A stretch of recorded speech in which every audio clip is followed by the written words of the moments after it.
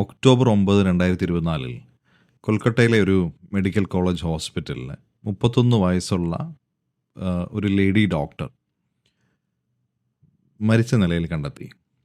Medical എക്സാമിനേഷനിൽ ഈ ഡോക്ടർക്ക് എക്സ്റ്റേണലും ഇൻറ്റേർണലുമായിട്ടുള്ള injury ഉണ്ടെന്നും അതുപോലെ റേപ്പിന് ശേഷം മർഡർ ചെയ്തതാണ് എന്നും കണ്ടെത്തി. ഈ ഒരു കേസിൻ്റെ ഒരു എക്സാമിനേഷനിൽ നിന്ന് നമുക്ക് ലോ ഓഫ് എവിഡൻസ് എന്നുള്ള ടോപ്പിക്ക് സ്റ്റാർട്ട് ചെയ്യാം. ഈ കേസ് അന്വേഷിക്കുന്ന ഒരു പോലീസ് ഓഫീസറാണ് നിങ്ങളെന്ന് സങ്കല്പിക്കുക. ഈ കേസ് എങ്ങനെ തെളിയിക്കും? ഈ കേസിലെ കുറ്റവാളി ആരാണ് എന്നുള്ളതിനെപ്പറ്റി യാതൊരു ധാരണയുമില്ല. അപ്പോൾ ഈ കേസ് തെളിയിക്കുകയാണ് വേണ്ടത്. നിങ്ങളാണ് ആ പോലീസ് ഓഫീസർ. അപ്പോൾ ഈ കേസ് എങ്ങനെ തെളിയിക്കുമെന്ന് ആലോചിച്ചാൽ സ്വാഭാവികമായി ആദ്യം ആലോചിക്കുന്ന ഒരു കാര്യം, ഈ ഡോക്ടർ കൊല്ലപ്പെട്ട മുറിയിൽ ഒരു CCTV ക്യാമറ ഉണ്ടോ എന്നുള്ളതാണ്. ആ മുറിയിൽ തന്നെ ഒരു CCTV ക്യാമറ ഉണ്ടായിരിക്കുകയും ഈ റേപ്പും മർഡറും ആ CCTV ക്യാമറ ക്യാപ്ചർ ചെയ്യുകയും ചെയ്താൽ നിങ്ങളുടെ ജോലി വളരെ എളുപ്പമായി. കാര്യം നിങ്ങൾക്കൊരു ഡയറക്റ്റ് ആയിട്ടുള്ളൊരു എവിഡൻസ് ഉണ്ട്. അൺഫോർച്ചുനേറ്റ്ലി അങ്ങനെ ഒരു CCTV ക്യാമറ ഇല്ലയെന്ന് വിചാരിക്കാം. പിന്നെ എന്ത് ചെയ്യാൻ പറ്റും? ഈ ക്രൈം കണ്ട ഒരു വിറ്റ്നസ് ഉണ്ട് എന്ന് വിചാരിക്കാം. അങ്ങനെയാണെങ്കിൽ നിങ്ങളുടെ ജോലി എളുപ്പമായി. കാര്യം ഒരു സാക്ഷിയുണ്ട്.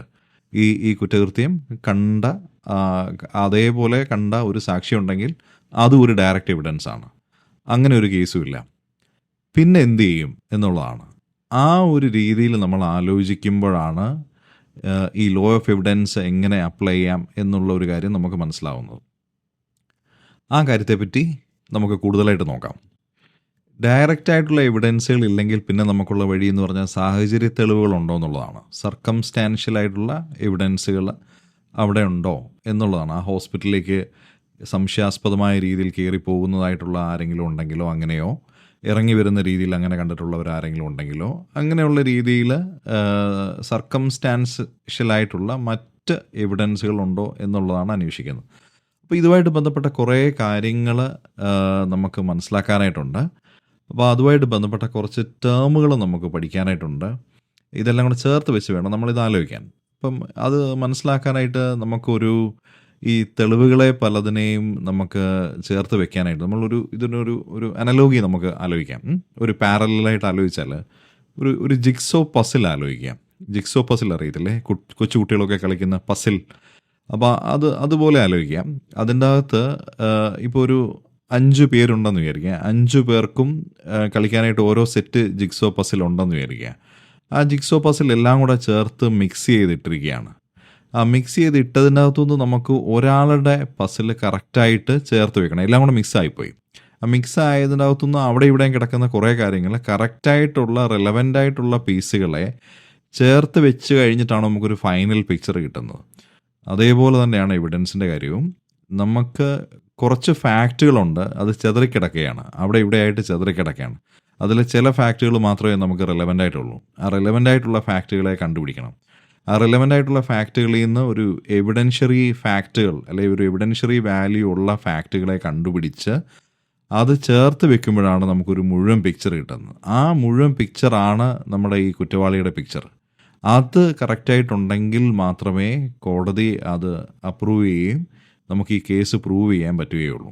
അപ്പോൾ ആ ഒരു ജിക്സോ പസിലിൻ്റെ ഒരു അനലോഗി നമ്മളൊന്ന് മനസ്സിലാലോചിച്ചാൽ കാര്യങ്ങൾ കുറച്ചുകൂടി എളുപ്പമായി. ഇനിയിപ്പോൾ നമുക്ക് മനസ്സിലാലോചിക്കേണ്ട ഒരു കാര്യം എന്ന് പറഞ്ഞാൽ ഈ എവിഡൻസ് എന്നുള്ള വാക്കും പ്രൂഫ് എന്നുള്ള വാക്കുമാണ്. കാര്യം മലയാളത്തിൽ നമ്മൾ രണ്ടും അങ്ങോട്ടും ഇങ്ങോട്ടും മാറ്റി കയറ്റിയൊക്കെ ഉപയോഗിക്കാറുണ്ട്. എവിഡൻസ് എന്ന് പറഞ്ഞാൽ നമ്മൾ തെളിവെന്ന് പറയും, പ്രൂഫ് എന്ന് പറഞ്ഞാലും പലപ്പോഴും തെളിവെന്ന് പറയും. അപ്പം ഇന്ന കാര്യത്തിനൊരു പ്രൂഫ് ഉണ്ടോ എന്ന് നമ്മൾ ചോദിക്കാറുണ്ട്. പക്ഷേ അവിടെ ശരിക്കും ഉപയോഗിക്കേണ്ട വാക്ക് എവിഡൻസ് എന്ന് തന്നെയാണ്. ഇന്ന ഒരു കാര്യത്തിന് നിങ്ങളുടെ കയ്യിൽ എന്തെങ്കിലും എവിഡൻസ് ഉണ്ടോ, അതാണ് കറക്റ്റ് വാക്ക്. ഇപ്പം പുതിയ ക്രിമിനൽ ലോസൊക്കെ വന്നപ്പോൾ ഈ എവിഡൻസ് ആക്ടിന് സാക്ഷി നിയമമാണ് അല്ലേ. അപ്പോൾ എവിഡൻസ് എന്നുള്ളത് അതിന് വേണമെങ്കിൽ തെളിവെന്നോ സാക്ഷിന്നോ ഒക്കെ പറയാവുന്നൊരു വാക്കാണ് ശരിക്കും എവിഡൻസ് എന്ന് പറഞ്ഞാൽ. വിറ്റ്നസ്സുമായിട്ടൊക്കെ കണക്ട് ചെയ്തിട്ടുള്ള വാക്കാണ് എവിഡൻസ്. അപ്പോൾ എവിഡൻസ് ഉപയോഗിച്ചാണ് നമ്മൾ എത്തുന്ന അവസാന ഘട്ടമാണ് ശരിക്കും ആ കേസ് പ്രൂവ് ചെയ്യുക എന്നുള്ളത്. അപ്പോൾ ആ പ്രൂഫ് എന്നുള്ളത് ശരിക്കും ഒരു എൻഡാണ്. എവിഡൻസ് അതിൻ്റെക്കുള്ളൊരു മീൻസാണ്. അതായത് എവിഡൻസ് ഒരു മീൻസാണ്, പ്രൂഫ് ഒരു എൻഡാണ്. അപ്പോൾ മനസ്സിലായെന്ന് തോന്നുന്നു. കറക്റ്റായിട്ടുള്ള എവിഡൻസുകൾ കിട്ടിയാലേ നമുക്കൊരു കേസ് പ്രൂവ് ചെയ്യാനായിട്ട് പറ്റുള്ളൂ. കൃത്യമായിട്ട് കേസ് പ്രൂവ് ചെയ്യാനോ ഡിസ്പ്രൂവ് ചെയ്യാനോ അതിന് പറ്റുന്ന എവിഡൻസ് നമുക്ക് കണ്ടുപിടിക്കണം. അപ്പോൾ എവിഡൻസിനെ പറ്റിയാണ് നമ്മുടെ ഈ സബ്ജക്റ്റ് മുഴുവൻ. പക്ഷേ നമ്മൾ സ്റ്റാർട്ട് ചെയ്യുമ്പം എവിഡൻസിന് മുമ്പ് കുറച്ച് കാര്യങ്ങൾ മനസ്സിലാക്കുക. അതാണ് നമ്മൾ ആദ്യം ഡിസ്കസ് ചെയ്യുന്നത്. എവിഡൻസ് നമുക്ക് കുറച്ച് കീ ടേംസ് പഠിക്കാനുണ്ട്. അതിൽ നമുക്ക് പ്രധാനമായും മനസ്സിലാക്കേണ്ട കാര്യങ്ങൾ സ്റ്റാർട്ട് ചെയ്യുമ്പോൾ പഠിക്കേണ്ടത്, ഒന്ന് ഫാക്റ്റ് എന്നുള്ള വാക്ക്, 2 റിലവൻറ്റ് ഫാക്ട്സ് എന്നുള്ള വാക്ക്, 3 എവിഡൻഷ്യറി ഫാക്ട്സ് എന്നുള്ള വാക്ക്, അത് കഴിഞ്ഞ് ഫാക്ട്സ് ഇൻ ഇഷ്യൂ അല്ലെങ്കിൽ പ്രിൻസിപ്പൽ ഫാക്ട്സ് എന്നുള്ള വാക്ക്. അപ്പം 4 വാക്കുകളാണ്. ഒന്നുകൂടെ ആവർത്തിക്കാം. ഫാക്റ്റുകൾ, റിലവൻറ്റ് ഫാക്റ്റുകൾ, എവിഡൻഷ്യറി ഫാക്റ്റുകൾ, ഇത് 3 കൂടെ ഒറ്റ ഒരു ക്ലബ് ചെയ്യുക. 4ാമത് മാറിക്കിടക്കുന്ന സാധനം ഫാക്ട്സ് ഇൻ ഇഷ്യൂ അല്ലെങ്കിൽ അതിനെ പ്രിൻസിപ്പൽ ഫാക്റ്റ് എന്നും വിളിക്കാറുണ്ട്. അപ്പോൾ ഇത് ഓരോന്നും എന്താണെന്ന് നമുക്ക് നോക്കാം. ഫാക്റ്റ് എന്ന് പറഞ്ഞാൽ എന്താണ്? ഫാക്റ്റ് എന്ന് പറഞ്ഞാൽ നമുക്ക് സെൻസസ് കൊണ്ട് മനസ്സിലാവുന്ന ഒരു കാര്യമോ അല്ലെങ്കിൽ നമ്മുടെ ഒരു ഫീലിങ്ങോ ഫാക്റ്റാണ്. അതായത് നമ്മൾക്ക് പഞ്ചേന്ദ്രിയങ്ങളുണ്ട് അല്ലേ, 5 സെൻസസ് ഉണ്ട്.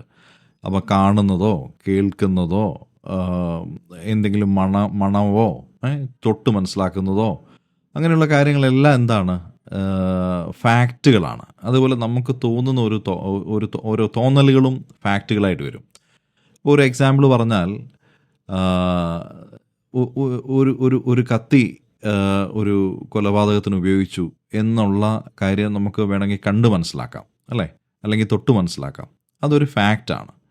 അല്ലെങ്കിൽ നമുക്ക് ഒരാളോട് വളരെ അധികം അസൂയ തോന്നി എന്നുള്ളത് നമ്മുടെ ഒരു ഫീലിംഗ് ആണ്, അതൊരു മോട്ടീവാണ്. അപ്പോൾ അതും ഒരു ഫാക്റ്റാണ്. അപ്പം ഒരു ക്രിമിനൽ കേസുമായിട്ടോ അല്ലെങ്കിൽ സിവിൽ കേസുമായിട്ടോ ബന്ധപ്പെട്ട ഒരുപാട് ഫാക്റ്റുകളുണ്ട്. അപ്പോൾ ഞാൻ ഒരു കാര്യം കൂടെ പറയാം. നമുക്ക് ഈ എവിഡൻസ് ആക്ട് എന്ന് പറയുന്ന ആക്ട് ക്രിമിനൽ കേസിൽ മാത്രമല്ല സിവിൽ കേസിൽ ഉപയോഗിക്കുന്നതാണ്. അതായത് ഇതൊരു വളരെ പ്രധാനപ്പെട്ട ഒരു നിയമമാണ്. അപ്പോൾ അത് പഠിച്ചു കഴിഞ്ഞാൽ ഒരു വക്കീലായിട്ട് നമ്മൾ പ്രാക്ടീസ് ചെയ്യുന്നുണ്ടെങ്കിൽ ഏറ്റവും ഉപയോഗമുള്ള ഒരു ആക്റ്റാണ് അത്. സിവിൽ കേസിലും ക്രിമിനൽ കേസിലും ഒരേപോലെ ഉപയോഗിക്കുന്ന കാര്യമാണ്. എല്ലാത്തിനും എവിഡൻസ് ഉണ്ടല്ലോ. അപ്പോൾ എവിഡൻസ് വേണം, തെളിവുണ്ടെങ്കിലേ സിവിൽ കേസും തെളിയിക്കാൻ പറ്റുള്ളൂ, ക്രിമിനൽ കേസും തെളിയിക്കാൻ പറ്റുള്ളൂ. അപ്പം ആ ഫാക്റ്റുകളിലേക്ക് തിരിച്ചു വരാം. ഇപ്പോൾ ഫാക്റ്റ് എന്ന് പറഞ്ഞാൽ നമ്മളുടെ സെൻസസ് കൊണ്ട് മനസ്സിലാക്കാൻ പറ്റുന്ന ഒരു കാര്യം, 5 സെൻസസ് കൊണ്ട് മനസ്സിലാക്കാൻ പറ്റുന്ന ഒരു കാര്യമോ അല്ലെങ്കിൽ നമ്മുടെ ഉള്ളിലുള്ള ഫീലിങ്ങോ ആവാം. അപ്പം ഈ സെൻസസ് കൊണ്ട് മനസ്സിലാക്കാവുന്നതിനെ നമുക്ക് വേണമെങ്കിൽ ഫിസിക്കൽ ഫാക്റ്റ് എന്ന് പറയാം, അല്ലെങ്കിൽ എക്സ്റ്റേണൽ ഫാക്ട്സ് എന്ന് പറയാം. ഇനിയും അതല്ലാതെ നമ്മൾ ഉള്ളിലുള്ള ഫീലിങ്സിനെ നമുക്ക് സൈക്കോളജിക്കൽ ഫാക്ട്സ് എന്ന് പറയാം, അല്ലെങ്കിൽ ഇൻറ്റേർണൽ ഫാക്ട്സ് എന്ന് പറയാം. അപ്പം ഇതാണ് ഫാക്റ്റുകൾ. അപ്പോൾ ഫാക്റ്റ് എന്ന് പറയുന്നത് ഒരു സൂപ്പർ സെറ്റായിട്ട് വിചാരിക്കുക. എന്ന് പറഞ്ഞാൽ ഫാക്റ്റാണ്, ഒരുപാട് ഫാക്റ്റുകൾ ഒരു കേസുമായിട്ട് ബന്ധപ്പെട്ട് നമ്മുടെ മുമ്പിലേക്ക് വരും. നമ്മളൊരു പോലീസ് ഓഫീസറാണെന്ന് വിചാരിക്കുക, നമ്മുടെ മുമ്പിലേക്ക് ഒരുപാട് ഫാക്റ്റുകൾ വരും. അപ്പോൾ ഒരാൾ അതുവഴി നടന്നു പോകുന്നത് കണ്ടു, അയാൾ ഇങ്ങോട്ട് പോകുന്നത് കണ്ടു, അയാൾ ആ കടയിൽ പോയി ഒരു സാധനം വാങ്ങിച്ചു, അങ്ങനെയുള്ള, അല്ലെങ്കിൽ ഒരു കത്തി അവിടെ നിന്ന് കിട്ടി, രക്തക്കറ ഇവിടെ നിന്ന് കിട്ടി, ഇങ്ങനെ ഇഷ്ടം പോലെ ഫാക്റ്റുകളുണ്ടാവും. അപ്പോൾ അതിൽ അല്ലെങ്കിൽ ഒരാൾ പറഞ്ഞ കാര്യങ്ങൾ, ഒരു സാക്ഷി അയാളെ കണ്ടു, അയാളെ ഇങ്ങനെ ഒരാൾ പറഞ്ഞ് വേറൊരാൾ പറഞ്ഞു, അങ്ങനെ ഒരുപാട് കാര്യങ്ങൾ നമ്മുടെ മുമ്പിൽ ഇങ്ങനെ ഫാക്റ്റുകളായിട്ട് വരും. അതിലെ എല്ലാ ഫാക്റ്റുകളും റിലവൻ്റ് ആയിരിക്കുകയില്ല. റിലവൻ്റ് ആയിരിക്കുകയില്ല എന്ന് പറഞ്ഞാൽ അത് കേസുമായിട്ട് വലിയ ബന്ധമുള്ളതായിരിക്കുകയില്ല. അപ്പം കേസുമായിട്ട് ബന്ധമുള്ള അല്ലെങ്കിൽ കോടതിയിൽ ചെന്നാൽ റിലവൻ്റ് ആയിട്ടുള്ള കാര്യങ്ങളെയാണ് റിലവൻറ്റ് ഫാക്ട്സ് എന്ന് വിളിക്കുന്നത്.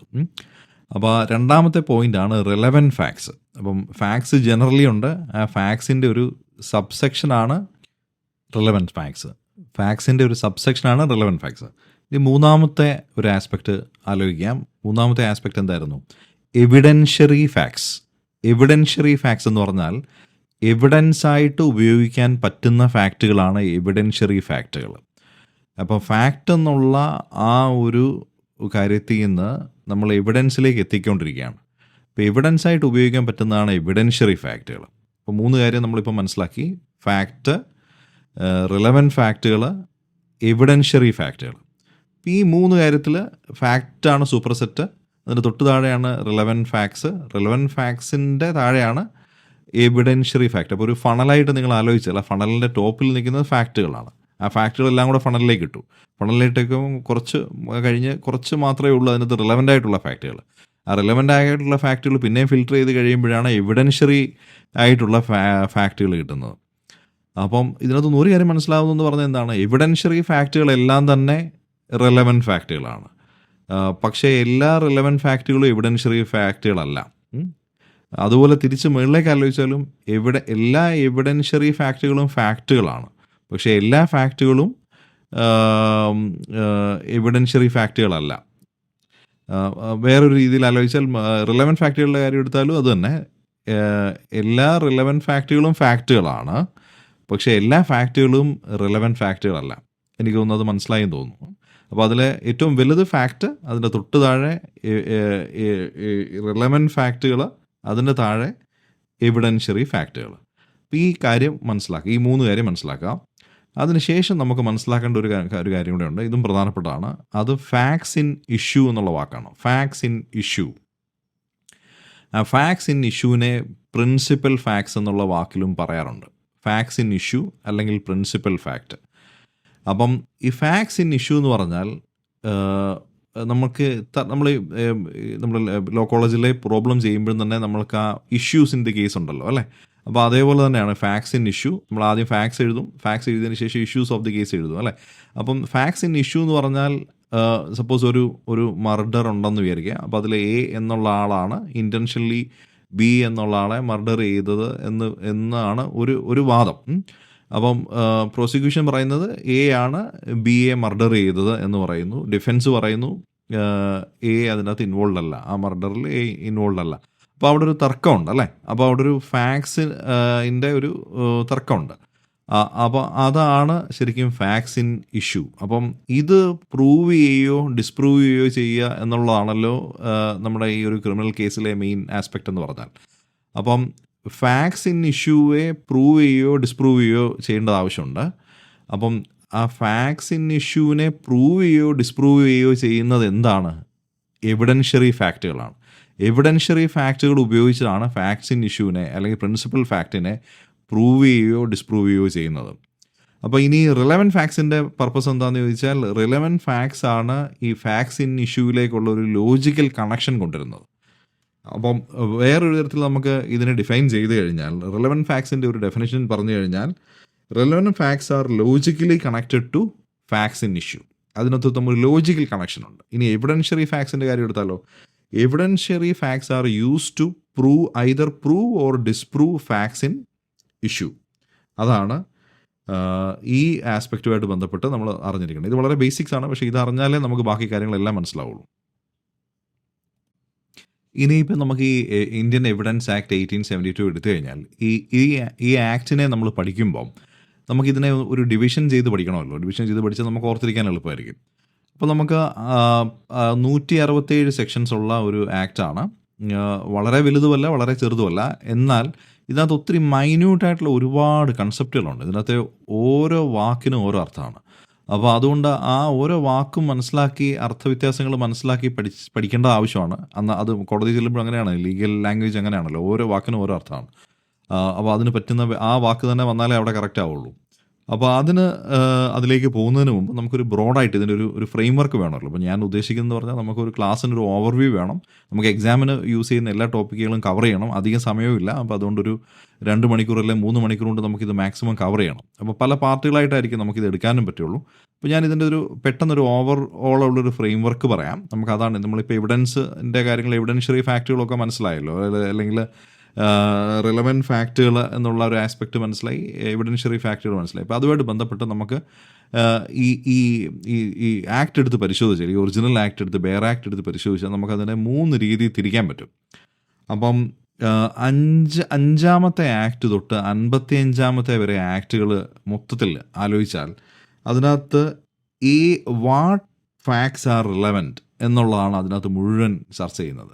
ഏതൊക്കെ ഫാക്റ്റുകളാണ് റിലവൻറ്റ് ഫാക്റ്റുകൾ എന്ന രീതിയിൽ നമുക്ക് കേസിന് ഉപയോഗിക്കാവുന്നത്. ഒരു വക്കീലാണെങ്കിലോ അല്ലെങ്കിൽ ഒരു പോലീസ് ഓഫീസറാണെങ്കിലോ ഏതൊക്കെ ഫാക്റ്റുകളാണ് ഒരു റിലവൻ്റ് ആയിട്ട് നമുക്ക് കേസിന് ഉപയോഗിക്കാവുന്നത്, കേസിൽ ചേർക്കാവുന്നത് ഏതൊക്കെ ഫാക്റ്റുകളാണ് എന്നുള്ളതാണ് 5 മുതൽ 55 വരെ പറയുന്നത്. വാട്ട് ഫാക്ട്സ് എന്നുള്ളതാണ് അവിടെ ആപ്ലിക്കബിൾ. ഇനിയും അത് കഴിഞ്ഞിട്ട് 56 തൊട്ട് 100 വരെയുള്ള സെക്ഷനിൽ പറയുന്നത് നമുക്ക് റിലവൻറ്റ് ഫാക്റ്റുകൾ ഏതൊക്കെയാണ് ഉപയോഗിക്കാവുന്നത് മനസ്സിലായി.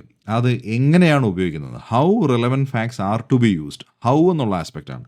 എങ്ങനെയാണ് റിലവൻറ്റ് ഫാക്റ്റ് ഉപയോഗിച്ച് ഈ കേസ് പ്രൂവ് ചെയ്യാൻ പറ്റുന്നത് എന്നുള്ളതാണ് 56 മുതൽ 100 വരെയുള്ള സെക്ഷനുകളിൽ ഡീൽ ചെയ്യുന്നത്. How relevant facts are to be use to prove the case. ഇനി അവസാനത്തെ ഒരു സെക്ഷൻ, മൂന്നാമത്തെ ഒരു സെക്ഷൻ എന്ന് പറഞ്ഞു കഴിഞ്ഞാൽ ബാക്കിയുള്ള സെക്ഷൻസ് 101 തൊട്ട് 167 വരെയുള്ള സെക്ഷനിൽ who should produce relevant facts എന്നുള്ളതാണ്. അതായത് ആരാണ് ഈ റിലവൻറ്റ് ഫാക്റ്റ് കൊണ്ടുവരേണ്ടത്, ആരാണ് എന്ന് ഉദ്ദേശിക്കുന്നത് അത് പ്രോസിക്യൂഷൻ സൈഡിൽ നിന്ന് വേണോ ഡിഫൻസിൻ്റെ സൈഡിൽ നിന്ന് വേണോ അത് കൊണ്ടുവരാനുള്ളതെന്നുള്ളതാണ്. അപ്പോൾ അതിനകത്ത് ആ ബർഡൻ ഓഫ് പ്രൂഫ് എന്നുള്ള കൺസെപ്റ്റൊക്കെ വരുന്നത് അവിടെയാണ്. അതായത് ചില കേസിൽ മിക്കവാറും നമ്മുടെ നോർമലി ഉള്ളൊരു പ്രിസംഷൻ എന്ന് പറഞ്ഞു കഴിഞ്ഞാൽ ഒരു accused innocent until proven guilty എന്നുള്ളതാണല്ലോ, അതാണ് നോർമൽ പ്രിസംഷൻ. അപ്പോൾ ചില കേസിൽ പക്ഷേ ആ ബർഡൻ ഓഫ് പ്രൂഫ് അങ്ങോട്ടും ഇങ്ങോട്ടും ഷിഫ്റ്റ് ചെയ്യും. സിവിൽ കേസിലും ഷിഫ്റ്റ് ചെയ്യാറുണ്ട്, ചില കേസിൽ ക്രിമിനൽ കേസിലും ഷിഫ്റ്റ് ചെയ്യാറുണ്ട്. അപ്പം ആ ഒരു ആസ്പെക്റ്റ് വെച്ചിട്ടാണ് ആരാണ് ഈ റിലവൻറ്റ് ഫാക്ട്സ് കൊണ്ടുവന്ന് കേസ് പ്രൂവ് ചെയ്യേണ്ടത് എന്നുള്ള ആസ്പെക്റ്റാണ് സെക്ഷൻ 101 തൊട്ട് 160 വരുന്നത്. ഓവറോളായിട്ട് നമുക്ക് ഇങ്ങനെ തിരിക്കാം. ഇത് കൂടാതെ ബാക്കി കിടക്കുന്ന കുറച്ച് ഇൻട്രൊഡക്ഷൻ ആയിട്ടുള്ള കുറച്ച് ആക്ടുകളുണ്ടല്ലോ. നമ്മൾ 5 തൊട്ട് 55 വരെയാണ് ആദ്യം തിരിച്ചത്, പിന്നെ 56 തൊട്ട് 100, പിന്നെ 100 തൊട്ട് 101 തൊട്ട് 167 വരെ. പക്ഷേ ആദ്യത്തെ കുറച്ച് സെക്ഷൻസ് ഉണ്ടല്ലോ, അപ്പോൾ അതിൽ നമ്മൾ ഓർത്തിരിക്കേണ്ടത് സെക്ഷൻ 3ഉം 4ഉം ആണേ. അപ്പോൾ സാധാരണ മറ്റ് ആക്ടുകൾക്കെല്ലാം സാധാരണ സെക്ഷൻ 2 ആണ് ഡെഫിനിഷൻ സെക്ഷനായിട്ട് വരുന്നത്. പക്ഷേ ഇതിനകത്ത് അങ്ങനെയല്ല, സെക്ഷൻ 3ഉം സെക്ഷൻ 4ഉം ആണ് ഡെഫിനിഷനുമായിട്ട് ബന്ധപ്പെട്ട കാര്യങ്ങൾ വരുന്നത്. അപ്പോൾ അതാണ് നമ്മൾ ബേസിക്കായിട്ട് ഒരു ഡിവിഷൻ മനസ്സിലാക്കേണ്ട കാര്യങ്ങൾ. അപ്പം ഒരിക്കൽ കൂടി ആ ഡിവിഷനോ അല്ലെങ്കിൽ ആ ഫ്രെയിംവർക്കോ പറഞ്ഞാൽ ഈ what facts are to be, ഏതൊക്കെ ഫാക്റ്റുകളാണ് പ്രൂവ് ചെയ്യേണ്ടതായിട്ടുള്ള ഫാക്റ്റുകൾ, അത് എങ്ങനെയാണ് പ്രൂവ് ചെയ്യേണ്ടതെന്ന് ചോദിച്ചാൽ നമുക്ക് 2 രീതിയിലേ അത് പ്രൂവ് ചെയ്യാൻ പറ്റുള്ളൂ. ഒന്നെങ്കിൽ അത് ഓറലായിട്ടുള്ള എവിഡൻസ് വഴി പ്രൂവ് ചെയ്യാം, അല്ലെങ്കിൽ ഡോക്യുമെൻ്ററി ആയിട്ടുള്ള എവിഡൻസ് വഴി പ്രൂവ് ചെയ്യാം. അപ്പോൾ ഈ 2 രീതിയിൽ ഏത് രീതിയിലാണെന്ന് ഉപയോഗിക്കുന്നത്, അല്ലെങ്കിൽ 2 ഉപയോഗിക്കുന്നുണ്ടോ, അപ്പോൾ അല്ലെങ്കിൽ അതിൻ്റെ അകത്ത് എന്തൊക്കെയാണ് വരുന്നത്, ഓറൽ എവിഡൻസിൻ്റെ അകത്ത് എന്തൊക്കെയാണ് വരുന്നത്, ഡോക്യുമെൻ്ററി എവിഡൻസിൻ്റെ അകത്ത് എന്തൊക്കെയാണ് വരുന്നത്, അങ്ങനെയുള്ള കാര്യങ്ങൾ. അത് കഴിഞ്ഞ് ആരാണ് പ്രൂവ് ചെയ്യുന്നത്, അത് ആരാണ് പ്രൂവ് ചെയ്യുന്നത് വെച്ചാൽ ബർഡൻ ഓഫ് പ്രൂഫ് ആരുടെ പുറത്താണ് കിടക്കുന്നത്, അത് പ്രോസിക്യൂഷനാണോ ചെയ്യേണ്ടത്, അത് ഡിഫൻസ് ആണോ ചെയ്യേണ്ടത്, അങ്ങനെയുള്ള കാര്യങ്ങളാണ് നമുക്ക് ഇതിൻ്റെ ഒരു ഫ്രെയിംവർക്കായിട്ട് പഠിക്കേണ്ടത്. ഇനി അടുത്തത് പഠിക്കേണ്ടത് ടൈപ്സ് ഓഫ് എവിഡൻസ് ആണ്. അപ്പോൾ ടൈപ്സ് ഓഫ് എവിഡൻസ് എന്നുള്ള ഒരു ആസ്പെക്റ്റ് നമ്മൾ ആദ്യമേ അങ്ങ് പഠിച്ചു കഴിഞ്ഞാൽ പിന്നെ നമുക്ക് ബാക്കിയുള്ള കാര്യങ്ങളെല്ലാം നമുക്ക് അതുമായിട്ട് കണക്ട് ചെയ്ത് അങ്ങ് പോയാൽ മതി. അപ്പോൾ ആദ്യം ഞാൻ കൺസെപ്റ്റ് പറഞ്ഞുതരാം, സെക്ഷൻസിലോട്ടൊന്നും ഇപ്പോൾ പോകുന്നില്ല. കൺസെപ്റ്റ് മനസ്സിലാക്കി കഴിഞ്ഞാൽ പിന്നെ നമുക്ക് സെക്ഷൻസ് കണക്ട് ചെയ്യാൻ എളുപ്പമാണ്. അപ്പം ടൈപ്സ് ഓഫ് എവിഡൻസ് എന്നുള്ളതിന് ഒരു 10-15 മിനിറ്റ് സമയമെടുക്കും. കാര്യം ഇതിനകത്ത് പല കാറ്റഗറി ആയിട്ട് തിരിച്ചങ്ങ് പഠിച്ചു കഴിഞ്ഞാൽ എളുപ്പമാണ്. അപ്പോൾ അതിനകത്ത് ഏതാണ്ട് എല്ലാ കാര്യങ്ങളും വരും. ഓരോന്നിനും കീഴിൽ 1-2 സബ് ടോപ്പിക്ക് വരും. പക്ഷേ എല്ലാം കൂടെ ചേർത്ത് നമുക്ക് കുറച്ച് വാക്കുകളല്ല കൺസെപ്റ്റ് പഠിക്കാനുണ്ട്. ഒരു 15 മിനിറ്റ് ഇതിനായിട്ട് നീക്കി വയ്ക്കുക. അത് കഴിഞ്ഞ് നമുക്ക് മറ്റ് ടോപ്പിക്കുകളിലേക്ക് പോകാം. അപ്പോൾ നമ്മളിപ്പം ഡിസ്കസ് ചെയ്യാൻ പോകുന്ന ടോപ്പിക് എന്ന് പറഞ്ഞാൽ എവിഡൻസുകളുടെ ടൈപ്പുകളാണ്. What are the types of evidence എന്ന് ആലോചിച്ചാൽ എന്തൊക്കെയാണെന്നുള്ളതാണ്. ഇപ്പോൾ ഈ ആക്ട് മൊത്തം എവിഡൻസിനെ പറ്റിയാണ്. അപ്പോൾ അതിനകത്ത് മൊത്തം നമ്മൾ ഡീൽ ചെയ്യുന്നത് ഇതിൻ്റെ പല ഭാഗങ്ങളാണ്. പക്ഷേ നമ്മൾ എടുത്തു പറയാണ് what are the types of evidence. അപ്പോൾ ടൈപ്സ് ഓഫ് എവിഡൻസ് പല പാരാമീറ്റർ അനുസരിച്ചിട്ട്, അല്ലെ പല ക്രൈറ്റീരിയ അനുസരിച്ചിട്ട് നമുക്ക് ഡിവൈഡ് ചെയ്യാം. അപ്പം അങ്ങനെ ഞാനൊരു 10 ക്രൈറ്റീരിയ അനുസരിച്ച് എങ്ങനെയൊക്കെ ഡിവൈഡ് ചെയ്യാമെന്ന് കാണിച്ചു തരാം. അപ്പോൾ നമ്മൾ ആദ്യം എടുക്കുന്ന ക്രൈറ്റീരിയ എന്ന് പറഞ്ഞാൽ ഫോംസ് ഓഫ് എവിഡൻസ് ആണ്. ഫോംസ് ഓഫ് എവിഡൻസ് അനുസരിച്ചിട്ട് എവിഡൻസിനെ എങ്ങനെ തിരിക്കാം എന്നുള്ളതാണ്. അപ്പോൾ എവിഡൻസിൻ്റെ ഫോം അനുസരിച്ചിട്ട് നമുക്ക് 3ആയിട്ട് തിരിക്കാം. Oral evidence, documentary evidence, real evidence എന്ന് തിരിക്കാം. ഇപ്പോൾ ഓറൽ എവിഡൻസ് എന്ന് പറഞ്ഞാൽ എന്താണ്? നമ്മൾ സംസാരിക്കുന്ന തരത്തിലുള്ള സംസാര രൂപത്തിലുള്ള എവിഡൻസിനെയാണ് ഓറൽ എവിഡൻസ് എന്ന് പറയുന്നത്. അതായത് ഒരു സ്പോക്കൺ ടെസ്റ്റിമോണി ഉണ്ടെന്ന് വിചാരിക്കുക. ഒരു വിറ്റ്നസിൻ്റെ ഭാഗത്തുനിന്ന് കോർട്ടിലേക്ക് കൊടുത്ത ഒരു സ്പോക്കൺ ടെസ്റ്റിമോണി ഓറൽ എവിഡൻസ് ആണ്. ഈ രണ്ടാമത്തത് ഡോക്യുമെൻ്ററി എവിഡൻസ് എന്താണ്? റിട്ടൺ ആയിട്ടുള്ളതാണ് ഡോക്യുമെൻ്ററി എവിഡൻസ്. റിട്ടണോ റെക്കോർഡഡോ ആയിട്ടുള്ള ഡോക്യുമെൻറ്റ്സ് എവിഡൻസ് ആയിട്ട് കൊടുത്താൽ അത് ഡോക്യുമെൻ്ററി എവിഡൻസ് ആണ്. ഇനി റിയൽ എവിഡൻസ് എന്ന് പറഞ്ഞാലോ? റിയൽ എവിഡൻസ് എന്ന് പറഞ്ഞാൽ ഒരു ഫിസിക്കൽ ഒബ്ജക്റ്റോ മെറ്റീരിയൽ ഐറ്റമോ കോടതിയിലേക്ക് നമ്മൾ എവിഡൻസ് ആയിട്ട് സബ്മിറ്റ് ചെയ്താൽ, ഒരു എക്സാമ്പിൾ പറഞ്ഞാൽ ഇപ്പോൾ ഒരു വെപ്പണോ അല്ലെങ്കിൽ ഒരു ക്ലോത്തിങ്ങോ അങ്ങനെയുള്ള കാര്യങ്ങൾ കൊടുത്തു കഴിഞ്ഞാൽ അത് ഒരു റിയൽ എവിഡൻസ് ആണ്. അപ്പോൾ അതാണ് ആദ്യത്തെ കാറ്റഗറി ഓഫ് എവിഡൻസ്. ഇനി രണ്ടാമത്തെ കാറ്റഗറി ഓഫ് എവിഡൻസ് നോക്കാം. രണ്ടാമത്തെ കാറ്റഗറി ഓഫ് എവിഡൻസ് എന്ന് പറഞ്ഞാൽ നേച്ചർ ഓഫ് എവിഡൻസ് അനുസരിച്ചിട്ട് ഡിവൈഡ് ചെയ്തിരിക്കുന്നതാണ്. ആ രീതിയിൽ നമുക്ക് 2 രീതിയിലുള്ള എവിഡൻസുകളുണ്ട്. ഒന്ന് ഡയറക്റ്റ് എവിഡൻസും രണ്ടാമത് സർക്കംസ്റ്റാൻഷ്യൽ എവിഡൻസും. ഇപ്പോൾ ഡയറക്റ്റ് എവിഡൻസ് എന്താണ്? പേരിൽ നിന്നുള്ളതുപോലെ തന്നെ ഒരു ഡയറക്റ്റായിട്ട് ഒരു ഫാക്റ്റിനെ പ്രൂവ് ചെയ്യാണ്. അതിന് വേറെ ഒരു ഇൻഫറൻസിൻ്റെ ഒന്നും ആവശ്യമില്ല. അപ്പം അങ്ങനെയുള്ള ഒരു ഡയറക്റ്റ് എവിഡൻസ് എന്ന് പറഞ്ഞാൽ ഒരു ഐ വിറ്റ്നസ് ഉണ്ടായിരിക്കുക. നമ്മൾ ആദ്യം തുടങ്ങിയ സമയത്ത് ഒരു കേസ് പറഞ്ഞില്ല തുടങ്ങി അല്ലേ? അപ്പോൾ ആ കേസിന് ഒരു ഐ വിറ്റ്നസ് ഉണ്ടായിരുന്നെങ്കിൽ അതൊരു ഡയറക്റ്റ് എവിഡൻസ് ആണ്. അപ്പോൾ അത് പിന്നെ നമുക്ക് കേസ് പ്രൂവ് ചെയ്യാൻ വേറെ കാര്യങ്ങളൊന്നും ആവശ്യമില്ല. അത് ഒരു സാക്ഷിയുണ്ട്, ആ കുറ്റകൃത്യത്തിന് ഒരു സാക്ഷി ഉണ്ടെങ്കിൽ അത് ഡയറക്റ്റ് എവിഡൻസ് ആണ്. ഇനി അങ്ങനെ ഒരു സാക്ഷി ഇല്ലെങ്കിൽ നമ്മൾ അടുത്ത വഴി എന്ന് പറഞ്ഞാൽ സർക്കംസ്റ്റാൻഷ്യൽ എവിഡൻസ് ആണ്. സർക്കംസ്റ്റാൻഷ്യൽ എവിഡൻസ് എന്ന് പറഞ്ഞാൽ സാഹചര്യ തെളിവുകളാണ് അല്ലേ? അപ്പം അതിനു വേണ്ടി നമുക്ക് ഒരു ഫാക്റ്റിനെ നമ്മൾ ചില ഇൻഫറൻസുകൾ കൊണ്ട് ഒരു ലോജിക്കൽ ഡിഡക്ഷനൊക്കെ കൊണ്ട് നമ്മൾ അങ്ങനെ ഒരു ഫാക്റ്റ് ഉണ്ടെന്ന് വരികയാണ്. അപ്പം അതായത് ആ സ്ഥലത്തു നിന്ന് ചില ഫിംഗർ പ്രിൻറ്റുകൾ കിട്ടിയെന്ന് വരിക, ക്രൈം സീനിൽ നിന്ന് ചില ഫിംഗർ പ്രിൻറ്റ് കിട്ടി. അപ്പോൾ അതൊരു ഫിംഗർ പ്രിൻറ്റ് കിട്ടി, അപ്പോൾ ആ ഫിംഗർ പ്രിൻറ്റിന് ഉടമയുണ്ടല്ലോ, അപ്പോൾ അയാളെയും ട്രേസ് ചെയ്തു. അപ്പോൾ ആ സ്ഥലത്ത് അയാൾ അവിടെ വന്നു എന്നുള്ളത് മാത്രമാണ് നമുക്ക് അതിൽ നിന്ന് കിട്ടുന്നത്. അപ്പോൾ അതിൽ നിന്ന് ബാക്കി കാര്യങ്ങൾ കണക്ട് ചെയ്ത് പോകണം. അപ്പം എന്തെങ്കിലും സർക്കംസ്റ്റാൻഷ്യൽ എവിഡൻസ് എന്ന് പറഞ്ഞാൽ എന്താണ്? ഒരു ഇൻഫറൻസിൽ കൂടെ കിട്ടുന്ന ഒരു എവിഡൻസ് ആണ്, അത് ഡയറക്റ്റ് അല്ല. ഒരു സാക്ഷിയാണ് ഡയറക്റ്റ്, അല്ലെങ്കിൽ ഒരു CCTV ക്യാമറ ഫുട്ടേജ് ഉണ്ടെങ്കിൽ ഡയറക്റ്റായിട്ട് കണക്കാക്കാം. അപ്പം 2 കാറ്റഗറി കഴിഞ്ഞു. ഇനി മൂന്നാമത്തെ കാറ്റഗറി എന്ന് പറഞ്ഞാൽ സോഴ്സ് ഓഫ് എവിഡൻസിനെ ബേസ് ചെയ്തിട്ട് എവിഡൻസിനെ എങ്ങനെ തിരിക്കാമെന്നുള്ളതാണ്. സോഴ്സ് ഓഫ് എവിഡൻസിനെ ബേസ് ചെയ്തിട്ട് എവിഡൻസിനെ പ്രൈമറി എവിഡൻസ് എന്നും സെക്കൻഡറി എവിഡൻസ് എന്നും തിരിക്കാം. പ്രൈമറി എവിഡൻസ് എന്ന് പറഞ്ഞാൽ ഒറിജിനൽ ഡോക്യുമെൻ്റ് ആണ്. അതായത് ഒറിജിനൽ ഡോക്യുമെൻറ്റോ ഒബ്ജക്റ്റോ അങ്ങനെ എന്തെങ്കിലും ഒരു ഒറിജിനൽ കോൺട്രാക്റ്റ് ഉണ്ടെന്ന് വിചാരിക്കാം. അപ്പോൾ അത് ഒറിജിനലാണ്, അപ്പോൾ അതുകൊണ്ട് തന്നെ പ്രൈമറിയാണ്. സെക്കൻഡറി എന്ന് പറഞ്ഞപ്പോൾ എന്തായിരിക്കും? അപ്പോൾ അതിൻ്റെ ഒരു കോപ്പിയോ സബ്സ്റ്റിറ്റ്യൂട്ടോ ഒറിജിനൽ ഇല്ലാത്ത ഒരു കേസിൽ നമുക്കൊരു സിവിൽ കേസാണെന്ന് വിചാരിക്കുക. അപ്പോൾ ഒരു ഒറിജിനൽ ആധാരമാണ് ശരിക്കും പറഞ്ഞാൽ നമുക്ക് പ്രൈമറി എവിഡൻസ് ആയിട്ട് വേണ്ടത്. അപ്പോൾ ഒറിജിനൽ ആധാരം നഷ്ടപ്പെട്ടു പോയി, അപ്പോൾ എന്ത് ചെയ്യാം? അതിൻ്റെ ഒരു കോപ്പിയോ അങ്ങനെ ഫോട്ടോ കോപ്പിയോ സർട്ടിഫൈഡ് കോപ്പിയോ എല്ലാം കൊടുത്തു കഴിഞ്ഞാൽ അത് സെക്കൻഡറി എവിഡൻസ് ആയിട്ട് മാറും. ഇനി അടുത്ത ഒരു കാറ്റഗറി, അഡ്മിസിബിലിറ്റി എന്ന് പറഞ്ഞൊരു കാറ്റഗറി. അഡ്മിസിബിലിറ്റി എന്നുള്ളൊരു കാറ്റഗറിയിൽ എവിഡൻസിനെ എങ്ങനെ തിരിക്കാം? നമുക്ക് എളുപ്പത്തിൽ കണക്ട് ചെയ്യാവുന്നതേ ഉള്ളൂ. അഡ്മിസിബിൾ ആയിട്ടുള്ള എവിഡൻസ്, ഇൻഅഡ്മിസിബിൾ ആയിട്ടുള്ള എവിഡൻസ്. അതായത് കോടതിയിൽ അക്സെപ്റ്റ് ചെയ്യുന്ന ക്രൈറ്റീരിയ സാറ്റിസ്ഫൈ ചെയ്യുന്ന എവിഡൻസ് ആണെങ്കിൽ അഡ്മിസിബിൾ എവിഡൻസ്. കോടതിയിൽ എടുക്കാൻ പറ്റാത്ത രീതിയിലുള്ള എവിഡൻസുകളാണെങ്കിൽ അത് ഇൻഅഡ്മിസിബിൾ ആണ്. അതായത് ഇല്ലീഗലായിട്ട് എന്തെങ്കിലും ഒരു തരത്തിലുള്ള എവിഡൻസ് ഉണ്ടാക്കിയാൽ അത് ഇൻഅഡ്മിസിബിൾ ആണ്. ഇനി അഞ്ചാമത്തെ ഒരു കാറ്റഗറിയിൽ വരുന്ന എവിഡൻസുകൾ, അതായത് പർപ്പസ് ഓഫ് എവിഡൻസ് അനുസരിച്ച് എവിഡൻസിനെ എങ്ങനെ തിരിക്കാം? എവിഡൻസിൻ്റെ പർപ്പസ് അനുസരിച്ചിട്ട് സബ്സ്റ്റാൻറ്റീവ് എവിഡൻസ് എന്നുള്ളൊരു കാറ്റഗറി ഉണ്ട്, കൊറാബറേറ്റീവ് എവിഡൻസ് എന്നുള്ള കാറ്റഗറി ഉണ്ട്, റെബ്യൂട്ടൽ എവിഡൻസ് ഉണ്ട്. സബ്സ്റ്റാൻറ്റീവ് എവിഡൻസ് എന്ന് പറഞ്ഞാൽ ആ എവിഡൻസ് ഒരു മെയിൻ എവിഡൻസ് ആണ്. ഒരു ഫാക്റ്റിൻ ഇഷ്യൂവിനെ പ്രൂവ് ചെയ്യാൻ ഉപയോഗിക്കുന്ന ഒരു മെയിൻ എവിഡൻസിനെയാണ് സബ്സ്റ്റാൻറ്റീവ് എവിഡൻസ് എന്ന് പറയുന്നത്. കൊറോബറേറ്റീവ് എന്ന് പറഞ്ഞാൽ ഒരു അഡീഷണൽ എവിഡൻസ് ആണ്. അത് സപ്പോർട്ട് ചെയ്യുകയോ സ്ട്രെങ്തൻ ചെയ്യുകയോ ചെയ്തുള്ളൂ. അതായത് അതിന് ഒറ്റയ്ക്ക് നിൽക്കാൻ പറ്റാത്ത എവിഡൻസ് ആണ് കൊറോബറേറ്റീവ് എവിഡൻസ്. പക്ഷേ മറ്റൊരു എവിഡൻസിനെ അത് സപ്പോർട്ട് ചെയ്യും, അതാണ് കൊറോബറേറ്റീവ് എവിഡൻസ്. സബ്സ്റ്റാൻറ്റീവിന് ഒറ്റയ്ക്ക് നിൽക്കാൻ പറ്റും, കൊറോബറേറ്റീവിന് മറ്റൊരു എവിഡൻസിനെ സപ്പോർട്ട് ചെയ്ത് മാത്രമേ നിൽക്കാൻ പറ്റുള്ളൂ. ഇനി റെബ്യൂട്ടൽ എവിഡൻസ് എന്ന് പറഞ്ഞാൽ ഒരു എവിഡൻസിനെ കോൺട്രഡിക്റ്റ് ചെയ്യുകയോ ഡിസ്പ്രൂവ് ചെയ്യുകയോ ചെയ്യുന്ന എവിഡൻസിനെയാണ് റെബ്യൂട്ടൽ എവിഡൻസ് എന്ന് പറയുന്നത്. അത് ഒപ്പോസിങ് പാർട്ടിയാണ് സബ്മിറ്റ് ചെയ്യുന്നത്.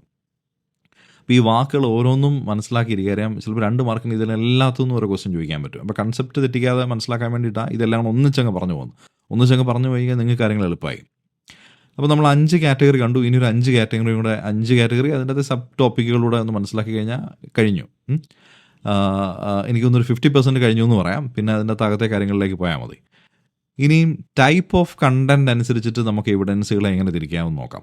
ടൈപ്പ് ഓഫ് കണ്ടൻറ് അനുസരിച്ചിട്ട് എവിഡൻസുകളെ എക്സ്പേർട്ട് എവിഡൻസ് എന്നും ഒപ്പീനിയൻ എവിഡൻസ് എന്നും ക്യാരക്ടർ എവിഡൻസ് എന്നും കണക്കാക്കാം. Expert evidence, opinion evidence, character evidence. അപ്പോൾ എക്സ്പേർട്ട് എവിഡൻസ് എന്ന് പറഞ്ഞാൽ സ്പെഷ്യലിസ്റ്റുകളുടെയോ എക്സ്പേർട്ടുകളുടെ ഒരു പർട്ടിക്കുലർ ഫീൽഡിലുള്ള സ്പെഷ്യലിസ്റ്റുകളുടെയോ എക്സ്പേർട്ടുകളുടെ ഒപ്പീനിയനെയാണ് എക്സ്പേർട്ട് എവിഡൻസ് എന്ന് പറയുന്നത്. അതിപ്പോൾ ഫോറൻസിക് സയൻറ്റിസ്റ്റുകളാവാം, മെഡിക്കൽ എക്സ്പേർട്സ് ആവാം, അവരുടെ ഒരു ഒപ്പീനിയൻ കൊടുക്കുവാണെങ്കിൽ അത് എക്സ്പേർട്ട് എവിഡൻസ് ആണ്. ഇനി ഒപ്പീനിയൻ എവിഡൻസ് എന്ന് പറഞ്ഞ് തന്നെ ഒരു കാറ്റഗറി ഉണ്ട്, ഒരു സബ് ടോപ്പിക് ഉണ്ട്. അപ്പോൾ ഒപ്പീനിയൻ എവിഡൻസ് എന്ന് പറഞ്ഞാൽ എന്താണ്? സാധാരണക്കാരുടെ ലേമാൻ്റെ ഒപ്പീനിയനാണ് ഒരു കേസിലേക്ക് വരുന്നത് ആണ് ഒപ്പീനിയൻ എവിഡൻസ്. അത് ജനറലി അക്സെപ്റ്റബിൾ അല്ല, ജനറലി അത് ഇൻഅഡ്മിസിബിൾ ആണ്. ഇൻഅഡ്മിസിബിൾ കാറ്റഗറിയിൽ വരുന്നതാണ് ഒപ്പീനിയൻ എവിഡൻസ്. പക്ഷേ ചില കേസിൽ മാത്രം അത് അക്സെപ്റ്റബിൾ ആണ്. എന്ന് പറഞ്ഞാൽ ഒരു പേഴ്സണിൻ്റെ ഒരു ഫോട്ടോ വെച്ച് അയാളെ ഐഡൻറ്റിഫൈ ചെയ്യുക, അങ്ങനെയുള്ള കാര്യങ്ങൾക്ക് മാത്രം ഈ ഒപ്പീനിയൻ എവിഡൻസ് ഉപയോഗിക്കാറുണ്ട്. പക്ഷേ ജനറലി അത് ഇൻഅഡ്മിസിബിൾ ആണ്. ഈ മൂന്നാമത്തെ കാറ്റഗറി എന്ന് പറഞ്ഞാൽ ക്യാരക്ടർ എവിഡൻസ് ആണ്. അപ്പോൾ ക്യാരക്ടർ എവിഡൻസ് പേരിൽ നിന്ന് തന്നെ അറിയാം. അപ്പോൾ ഒരു വ്യക്തിയുടെ ക്യാരക്ടറിനെ ബേസ് ചെയ്തിട്ട് അതൊരു എവിഡൻസ് ആയിട്ട് സബ്മിറ്റ് ചെയ്താൽ അതാണ് ക്യാരക്ടർ എവിഡൻസ് എന്ന് പറഞ്ഞാൽ ഒരു ഒരു ഒരു ഒരാളുണ്ടെന്ന് വിചാരിക്കുക. അയാളുടെ ഒരു പ്രീവിയസ് ഹിസ്റ്ററി എടുത്തു കഴിഞ്ഞാൽ അയാൾ വളരെ ഓണസ്റ്റുമാണ്, അയാൾ നോൺ വയലൻസ് അങ്ങനെയുള്ള സ്വഭാവങ്ങളൊക്കെ ഉള്ള ഒരാളാണ്. അപ്പോൾ അയാൾക്ക് അങ്ങനെ ഒരു ക്രിമിനൽ ട്രേറ്റ്സ് ഒന്നും ഇല്ല എന്ന് പറയുന്ന അതൊരു ഒരു ഒരു എവിഡൻസ് ആയിട്ട് സബ്മിറ്റ് ചെയ്താൽ അതാണ് ക്യാരക്ടർ എവിഡൻസ്. ഇനി നമുക്ക് അടുത്ത ടോപ്പിക്, അത് ഡീറ്റെയിൽ ആയിട്ട് നമുക്കിനി സെക്ഷൻസ് വരുമ്പോൾ ഡീറ്റെയിൽ ആയിട്ട് പഠിക്കാം. പക്ഷേ ബേസിക്കലി ഒരു കൺസെപ്റ്റ് ആദ്യമേ മനസ്സിലാക്കാൻ വേണ്ടിയിട്ടാണ് നമ്മൾ പറഞ്ഞു പോകുന്നത്. ഇനി ഒരു 7ാമത്തെ കാറ്റഗറി, ഈ കാറ്റഗറി അനുസരിച്ച് എവിഡൻസുകൾ എങ്ങനെ തിരിക്കാമെന്നുള്ളതാണ്. അപ്പോൾ 7ാമത്തെ കാറ്റഗറി റിലയബിലിറ്റിയും സ്ട്രെങ്ത് എന്നുള്ള ക്രൈറ്റീരിയ വെച്ചിട്ട് നമുക്ക് എവിഡൻസുകൾ എങ്ങനെ തിരിക്കാം. പ്രിസംപ്റ്റീവ് എവിഡൻസ് എന്നും കൺക്ലൂസീവ് എവിഡൻസ് എന്നും തിരിക്കാം. പ്രിസംപ്റ്റീവ് എവിഡൻസ് എന്ന് പറഞ്ഞു കഴിഞ്ഞാൽ ആദ്യം ഒരു പ്രിസംഷൻ ഉണ്ടെന്നുള്ളതാണ്, അല്ലെ. പ്രിസംഷൻ എന്ന് പറഞ്ഞാൽ എന്താ, ഒരു മുൻവിധി പോലെ, അല്ലെ, ഒരു മുൻധാരണയുണ്ട്. അപ്പം ഒരു എവിഡൻസ് നമ്മൾ അങ്ങനെ ഒരു എവിഡൻസ് ഉണ്ടെന്ന് നേരത്തെ ധരിക്കുന്നത് പോലെയാണ്. അപ്പം അതിനെ വെച്ച് ഒരു ഇൻഫറൻസ്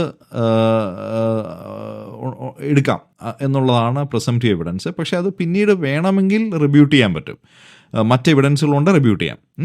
അപ്പോൾ ഒരു മുൻധാരണ വെച്ചെന്ന് പറഞ്ഞു കഴിഞ്ഞാൽ ഒരാളുടെ കയ്യിൽ മോഷ്ടിക്കപ്പെട്ട ഗുഡ്സ് ഉണ്ടെന്ന് വിചാരിക്കുക. അപ്പം അതിൻ്റെ അർത്ഥം എന്ന് പറഞ്ഞാൽ ഒരു പ്രിസംപ്ഷൻ എവിഡൻസ് വെച്ച് നോക്കി എന്താ, അയാളാണത് മോഷ്ടിച്ചതെന്നാണ്. കാര്യം മോഷ്ടിച്ച സാധനങ്ങൾ ഒരാളുടെ കയ്യിൽ ഇരിക്കെ അയാളെ പോലീസ് പിടിച്ചു എന്ന് വിചാരിക്കുക. അപ്പോൾ അയാൾ മോഷ്ടിച്ചായിരിക്കാം, വേറൊരാൾ അയാളായിട്ട് കൊണ്ട് കൊടുത്തതായിരിക്കാം. പക്ഷേ പോലീസിനെ സംബന്ധിച്ച് ഇയാളുടെ കയ്യിലാണ് മോഷ്ടിച്ച സാധനം ഇരിക്കുന്നത്. അതുകൊണ്ട് ആദ്യത്തെ പ്രിസംപ്ഷൻ എന്ന് പറഞ്ഞാൽ, അല്ലെങ്കിൽ കോടതിയുടെ ആദ്യത്തെ പ്രിസംപ്ഷൻ എന്ന് പറഞ്ഞാൽ ഇയാളാണ് മോഷ്ടിച്ചത്. അപ്പോൾ അതാണ് പ്രിസംപ്റ്റീവ് എവിഡൻസ്. ഇനി കൺക്ലൂസീവ് എവിഡൻസ് എന്ന് പറഞ്ഞാൽ അങ്ങനെയല്ല. കൺക്ലൂസീവ് എന്ന് പറഞ്ഞാൽ വളരെ സ്ട്രോങ് ആയിട്ടുള്ള എവിഡൻസ് ആണ്. അപ്പോൾ വളരെ സ്ട്രോങ് എവിഡൻസ് ആണ്. അത് പ്രൂവ് ചെയ്ത് കഴിഞ്ഞാൽ പിന്നെ അത് ഡിസ്പ്യൂട്ട് ചെയ്യാനോ റിബ്യൂട്ട് ചെയ്യാനോ ഒന്നും പറ്റില്ല.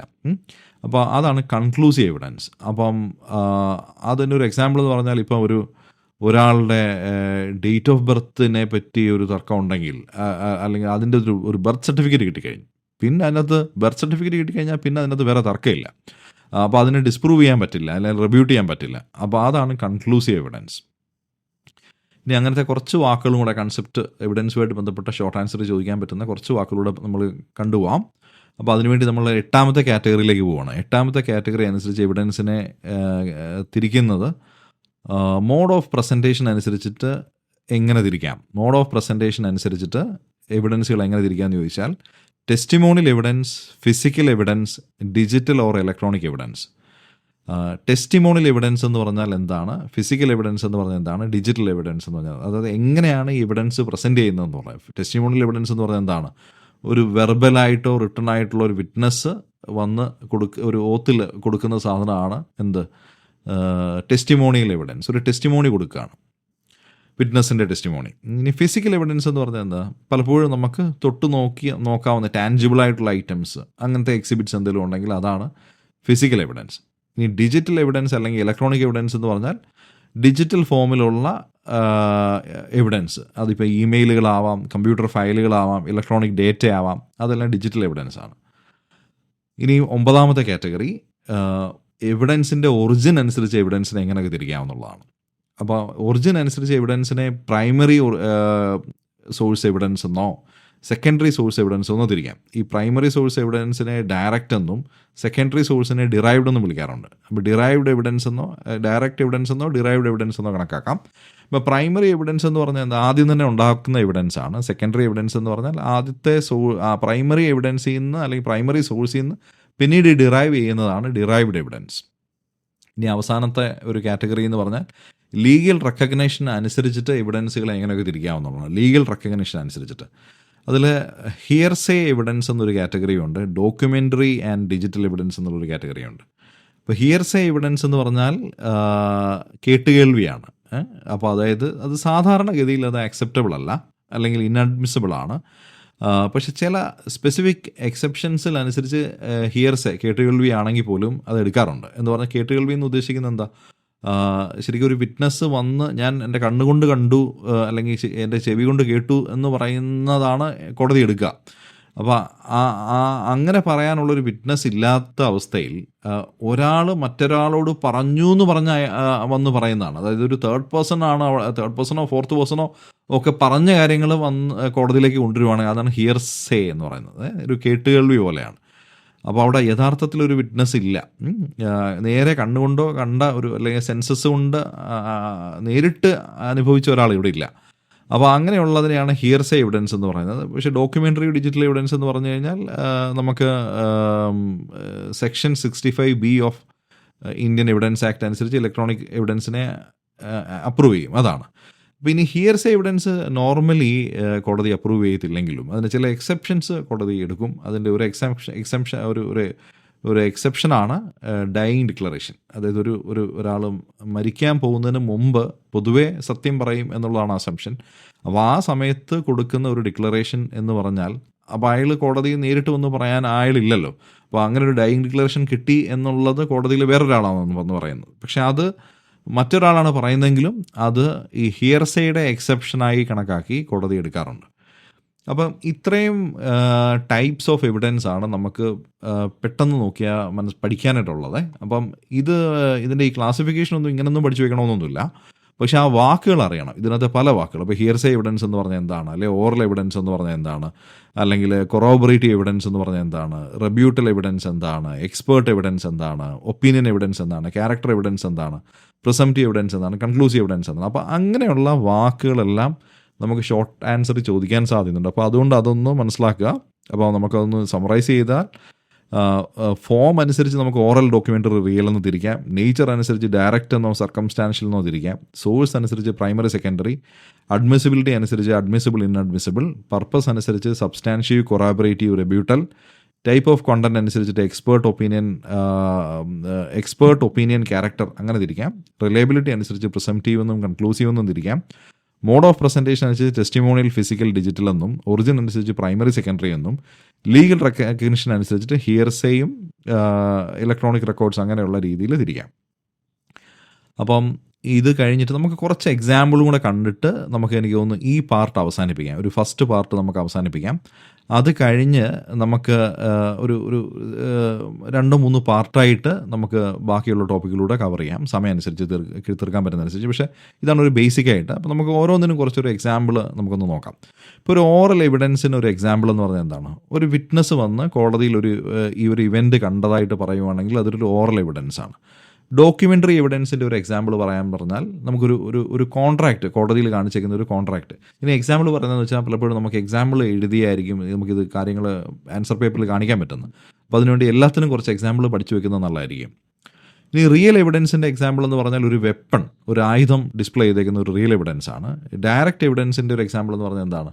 ഒരു ഐ വിറ്റ്നസ്, ഒരു സാക്ഷി അവിടെ പോകുന്നതോ അല്ലെങ്കിൽ ഒരു CCTV ഫുട്ടേജോ ഒക്കെ ഡയറക്റ്റ് എവിഡൻസ് ആണ്. സർക്കംസ്റ്റാൻഷ്യൽ എവിഡൻസ് എന്ന് പറഞ്ഞാൽ സാഹചര്യ തെളിവാണ്. അപ്പോൾ ഒരു ഫിംഗർ പ്രിൻ്റ്, ഒരു വെപ്പണിൽ ഒരു ഫിംഗർ പ്രിൻ്റ് ഉണ്ടെങ്കിൽ അത് സർക്കംസ്റ്റാൻഷ്യൽ എവിഡൻസ് ആണ്. ഇനി പ്രൈമറി സോഴ്സ് എന്ന് പറഞ്ഞാൽ, അല്ലെങ്കിൽ പ്രൈമറി എവിഡൻസ് എന്ന് പറഞ്ഞാൽ ഒറിജിനൽ ഡോക്യുമെൻ്റ് ആണ്. സെക്കൻഡറി എവിഡൻസ് എന്ന് പറഞ്ഞാൽ അതിൻ്റെ ഒരു ഫോട്ടോ കോപ്പിയാണ്. സബ്സ്റ്റാൻറ്റീവ് എവിഡൻസ് എന്ന് പറഞ്ഞാൽ ഒരു മെയിൻ പോയിന്റ് പ്രൂവ് ചെയ്യുന്ന എവിഡൻസ് ആണ് സബ്സ്റ്റാൻറ്റീവ് എവിഡൻസ്. കൊറാബറേറ്റീവ് എവിഡൻസ് എന്ന് പറഞ്ഞാൽ ആ മെയിൻ എവിഡൻസിനെ സപ്പോർട്ട് ചെയ്യുന്നതാണ് കൊറാബറേറ്റീവ് എവിഡൻസ്. റെബ്യൂട്ടൽ എവിഡൻസ് എന്ന് പറഞ്ഞാൽ അത് കോൺട്രഡിക്റ്റ് ചെയ്യുന്ന ഒരു ക്ലെയിമാണ്. എക്സ്പേർട്ട് എവിഡൻസ് എന്ന് പറഞ്ഞാൽ എക്സാമ്പിൾ ഇപ്പോൾ ഒരു ഫോറൻസിക് എക്സ്പേർട്ടോ അങ്ങനെയുള്ള കാര്യങ്ങൾ എക്സ്പേർട്ടാണ്. ഒപ്പീനിയൻ എവിഡൻസ് എന്ന് പറഞ്ഞാൽ ഒരു ലേ പേഴ്സൺ എന്ന് പറഞ്ഞാൽ കോമൺ മാൻ്റെ ഒരു ഐഡൻറ്റിഫിക്കേഷനാണ്. ക്യാരക്ടർ എവിഡൻസ് എന്ന് പറഞ്ഞാൽ ഒരാളുടെ ക്യാരക്ടറിനെ പറ്റിയുള്ള ഒരു വിവരണമാണ്, അല്ലെങ്കിൽ അതാണ് ഒരു ക്യാരക്ടർ ട്രെയ്റ്റ്സ് പറയാണ്. പ്രിസംപ്റ്റീവ് എവിഡൻസ് ഒരു ഇൻഫറൻസ് വഴി നമ്മൾ ഒരു ഫാക്റ്റ് ബൈ ഇൻഫറൻസ് വരുന്നതാണ് പ്രിസംപ്റ്റീവ്, അല്ല ഒരു മുൻധാരണയാണ് പ്രിസംപ്ഷൻ. കൺക്ലൂസീവ് എവിഡൻസ് എന്ന് പറഞ്ഞാൽ ഇറെഫ്യൂട്ടബിൾ പ്രൂഫാണ്. അതായത് ഇപ്പോൾ ബർത്ത് സർട്ടിഫിക്കറ്റിൻ്റെ കാര്യം നമ്മൾ എക്സാമ്പിൾ പറഞ്ഞു. ഹിയർസേ എന്ന് പറഞ്ഞാൽ കേട്ടുകേൾവിയാണ്. എന്ന് പറഞ്ഞാൽ എന്താണ്? ഔട്ട് ഓഫ് കോർട്ട് സ്റ്റേറ്റ്മെൻ്റ് ആണ്. അത് ജനറലി അക്സെപ്റ്റബിൾ അല്ല, പക്ഷേ അതിന് എക്സെപ്ഷൻസ് ഉണ്ട്. ഇലക്ട്രോണിക് എവിഡൻസ് എന്ന് പറഞ്ഞാൽ അറിയാം, ഇമെയിലും ഡിജിറ്റൽ ഫയൽസും. അപ്പോൾ ഇത്രയാണ് നമുക്ക് ഒരു ഇൻട്രൊഡക്ഷനായിട്ടൊരു ബേസിക് കൺസെപ്റ്റ്സ് മനസ്സിലാക്കാനായിട്ട് നമ്മൾ പഠിക്കേണ്ടത്. ഇതിന് ശേഷം നമുക്ക് അടുത്ത ടോപ്പിക്കുകളിലേക്ക് പോകാം.